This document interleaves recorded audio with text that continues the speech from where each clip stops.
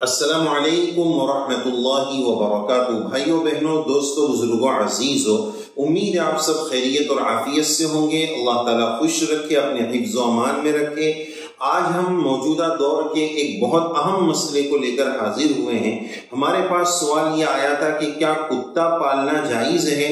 چونکہ آج کل غیروں کی دیکھا دیکھی، ویسٹرن کلچر کی دیکھا دیکھی ہمارے اندر بھی اور ہمارے ملکوں میں بھی بہت تیزی کے ساتھ کتے پالنے کا کریز بہت زیادہ بڑھتے جا رہا ہے۔ تو اس کے پالنے کا کیا حکم ہے، پالنے کے کیا فائدے ہیں، کیا نقصان ہے، اس کا کیا حکم ہے، تفصیل سے اس تعلق سے آج ہم آپ کی خدمت میں کچھ باتیں رکھنا چاہتے ہیں۔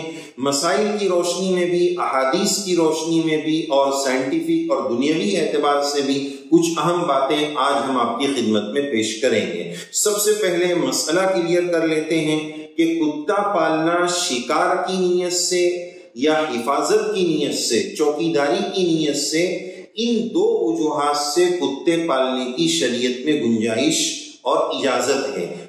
کتے کے ذریعے شکار کرنا ہو یا اس کے ذریعے چوکی وغیرہ، کھیت ہے اس کی نگرانی کرانی ہے، یا بہت بڑا کوئی ایریا ہے اس کے گیٹ پر کتے کو بٹھا کر چوکی کرانا ہے، ان مقاصد کے لیے کتا پالنا جائز اور درست ہے، شریعت میں اس کی گنجائش اور اجازت ہے۔ لیکن آج کل کے دور کی طرح شوقیہ کتا پالنا یہ دو مقصد نہیں ہے، بلکہ اس کو فیملی ممبر کی طرح بنا لینا۔ بلکہ عجیب بات ہے کہ ماں باپ اولڈ ایج ہوم میں ہیں اور کتا گاڑی میں فرنٹ سیٹ پر بیٹھا ہوا ہے، بلکہ صورتحال یہ ہے کہ سگی اولاد کو گھر کی میڈ پال رہی ہے اور کتے کو گھر کی کوئین اور محترمہ سنبھال رہی ہے۔ یہ عجیب سا دور آ گیا ہے۔ تو بہرحال شوقیہ طور پر جیسے آج کل کریز بڑھ رہا ہے، اس طرح شوق کے لیے کتا پالنا جائز اور درست نہیں ہے۔ حدیث پاک میں اس سلسلے میں وعید ملتی ہے کہ جس گھر میں کتا ہوگا وہاں رحمت کے فرشتے نہیں آتے ہیں۔ دوسری بات، حدیث پاک میں یہ بھی ملتی ہے کہ جس گھر میں کتا ہوتا ہے، کتا پالنے والے کے ثواب میں سے روزانہ 1 قیراط ثواب کم ہو جاتا ہے۔ جیسے ہوتا ہے نا کہ بھائی زیادہ نیٹ یوز کر لیں گے، بلا ضرورت کا نیٹ یوز ہوگا تو MB کم ہو جائے گی، بیلنس کم ہو جائے گا۔ تو اسی طرح کتا پالنے والا نیکی کرتے رہتا ہے، لیکن اس کی MB اور بیلنس اور اس کی نیکیاں روزانہ 1 قیراط اس کے اس حرکت کی وجہ سے کم ہو جاتا ہے۔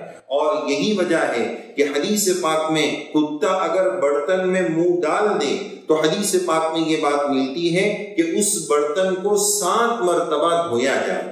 یعنی اس میں کتنے جرمز ہوں گے، کتنے جراثیم ہوں گے، کتنے بیکٹیریاز ہوں گے۔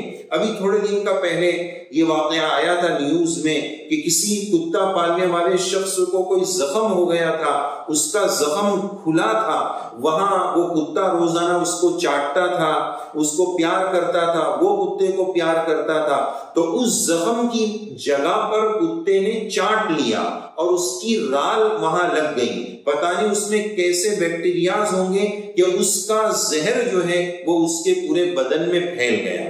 تو بہرحال اسلام جو بھی قانون بناتا ہے، جو بھی حکم دیتا ہے، وہ نیچر اور فطرت سے بالکل قریب ہے، فطرت سے ہم آہنگ ہے۔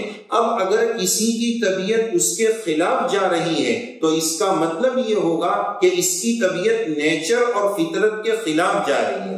کیوں کسی کو گالی دیتے وقت بولتے ہیں کہ تو کتا ہے؟ اگر کتا اتنا ہی قابل اعزاز اور اکرام ہے تو کیوں بولتے ہیں کہ تو کتا ہے؟ کیا وجہ ہے کہ کتے کا مالک بھی ایک گیپ اور ایک فاصلہ رکھتا ہے، وہ ڈرتا ہے کہ کبھی یہ مجھ ہی پر اٹیک نہ کر دیں۔ ایسے واقعات بھی سننے کو ملتے ہیں کہ 10 سال کے پالے ہوئے کتے نے مالک پر اٹیک کر دیا اور اس کو زخمی کر دیا۔ جانور تو جانور ہے۔ یہ بات نہیں ہے کہ ہم کتے سے نفرت کرتے ہیں، وہ بھی اللہ کی مخلوق ہے، لیکن اس وقت کا جو کریز بڑھ رہا ہے کہ ماں باپ سے زیادہ، سگے ماں باپ سے زیادہ جو کتے کو اہمیت دی جا رہی ہے، اور شہروں میں اس کے بیوٹی پارلر کھل رہے ہیں، اس کے سجنے سنوارنے کی دکانیں کھلتی جا رہی ہے، یہ جو انسانوں کو چھوڑ کر انسانوں کے مقابلے میں جانوروں کو اوپر بڑھایا جا رہا ہے۔ کتے سے نفرت نہیں ہے، لیکن اتنی محبت کتے سے کرنا کہ فیملی ممبر سے اس کی محبت بڑھ جائے، یہ فطرت کے بھی خلاف ہے، نیچر کے بھی خلاف ہے، اور اسلام شریعت سنت کے بھی خلاف ہے۔ لہذا اس حقیقت کو سمجھنے کی ضرورت ہے۔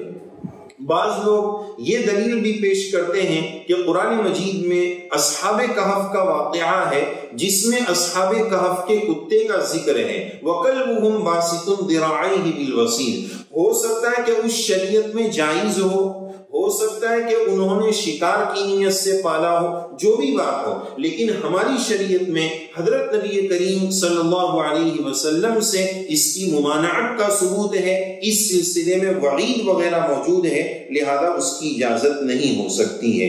اور یہ بات بھی ہے کہ کتے میں بہت اچھی صفات بھی ہے، کتا وفادار جانور ہے، یہ سب اچھی باتیں ذکر کی جاتی ہیں، لیکن اس کے مقابلے میں اس کے جو نقصانات ہیں، شریعت نے ان چیزوں کو پیش نظر رکھ کر اس کی اجازت نہیں دی ہے، لہذا اس کا خیال رکھنا چاہیے۔ آج کل جو بہت زیادہ محبتیں بڑھتی جا رہی ہے، کتے کے تعلق سے اتنا معاملہ آگے بڑھ چکا ہے کہ لوگ اپنے گھر والوں کو نہیں دیکھ رہے ہیں، بس کتے کو لیے گھوم رہے ہیں، اور نہ اپنا خیال، نہ اپنے گھر والوں کا خیال۔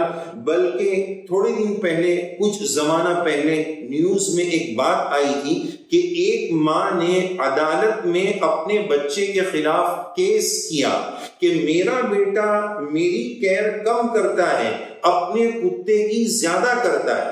دیکھو عجیب سا کیس ہے، ماں کو بیٹے کے بارے میں کیس کرنا پڑا کہ یہ میرا خیال نہیں رکھتا ہے، میرے سے زیادہ کتے کا خیال رکھتا ہے۔ آپ ذرا اندازہ لگائیں دنیا کہاں جا رہی ہے۔ اس سے آگے بڑھ کر اس سے زیادہ تعجب کی بات میں آپ کو بتاؤں کہ جب کیس کیا گیا تو عدالت سے جج نے ججمنٹ کیا دیا، وہ اس سے زیادہ تعجب خیز ہے۔ عدالت سے جج کا فیصلہ یہ آیا، فیصلہ کتے کی فیور میں آیا کہ یہ ٹھیک کر رہے ہیں کہ کتا تو بے زبان جانور ہے، آپ تو زبان والے ہیں، آپ کا خیال تو کوئی بھی رکھ لے گا، اس کا بیچارے کا، یہ بیچارہ ہو گیا، اس کا کون خیال رکھے گا؟ تو ذرا عدالت کے اس فیصلے سے آپ اندازہ لگائیں کہ دنیا کس رخ پر جا رہی ہے۔ سمجھنے کی ضرورت ہے، حقائق کو سمجھنے کی ضرورت ہے، وجوہات ترجیح اور پرائیورٹی کس کو دینا ہے، کہاں دینا ہے، اس کو سمجھنے کی ضرورت ہے۔ خلاصہ کلام یہ کہ مسئلے کی روشنی میں شکار کی نیت سے، چوکی کی نیت سے کتا پالنا جائز تو ہے، لیکن اس میں ایک اور بات یاد آ گئی کہ اس کتے کو بھی گھر میں نہیں رکھنا ہے۔ چوکی کا کتا ہے تو وہ گیٹ پر بیٹھے گا، باہر بیٹھے گا، بستر پر آ کر رال نہیں ٹپکائے گا، وہ چاٹ، یہ ہمیں اس کے ساتھ ایسا پیار کہ آپس میں ایک دوسرے کو چاٹ رہے، یہ ناپاکی والا کام نہیں کرنا ہے۔ تو اگر شکار کی نیت سے بھی رکھ رہے ہیں تو وہ گھر کے باہر رہے گا، اور شوقیہ پالنا تو گھر میں ہو یا گھر کے باہر ہو، کہیں بھی اس کی گنجائش اور اجازت نہیں ہے۔ اللہ تعالی ہمیں دین کی بھی صحیح سمجھ نصیب فرمائے، اور نیچر اور فطرت کو سمجھنے کی بھی رب کریم ہم سب کو توفیق اور سعادت عطا فرمائے۔ آمین یا رب العالمین۔